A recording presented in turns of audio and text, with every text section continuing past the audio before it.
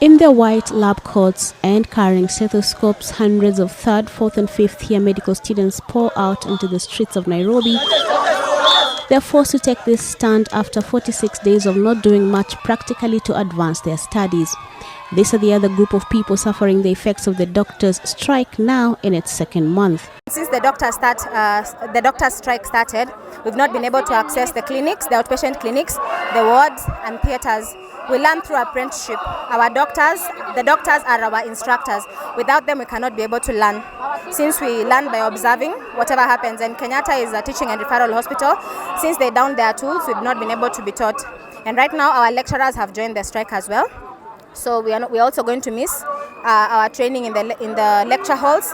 We are not going to be doing postmortems in the morgues. We are not going to be observing things under the microscope in the lab. To have the practicals, the students have to follow the senior doctors on their ward rounds. But the strike by the doctors mean that there are no patients in the wards, and with that, no rounds. The patients are irritable right now. Since they are not being treated, they cannot allow us to observe anything. So we are missing out on our clinical learning. If their situation was bad before, it has been made worse by the lecturers and non-teaching staff in public universities who have also downed their tools.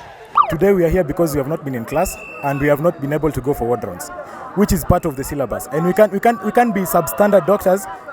You cannot learn a degree in the medical profession in the library. Apart from the missed opportunities for learning both in class and in hospital wards, there are fears of the prolonged strike by doctors, and now the teaching staff at the universities will have an adverse effect on not only this lot of students but also those ones still aspiring to join medical school. Now that we are here, we've missed learning from 5th of December. Since we resumed in school January, we've not been able to learn. And what happens, we'll demand for an extension of our academic year. And this will affect those who want to join the profession. They'll have to wait longer at home. And it is not fair. And even parents are investing in our education. They are paying fees, but we are not learning. The students paid a visit to the Ministry of Education seeking the intervention of the CS for Education in the lecturers' strike. But on the doctor's strike, they are standing with their seniors asking for a full implementation of the CBA. Their counterparts from Egerton University Health Science Department are also planning to demonstrate tomorrow over the same issue.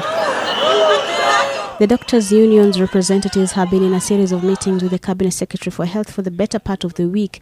The discussions were said to have been centered around the controversial CBA. However, the talks which were expected to continue today did not materialize. The doctors' union leaders have just one more week to call off the strike or be thrown into jail for 1 month over contempt of court conviction. Brenda, Wanga, NTV.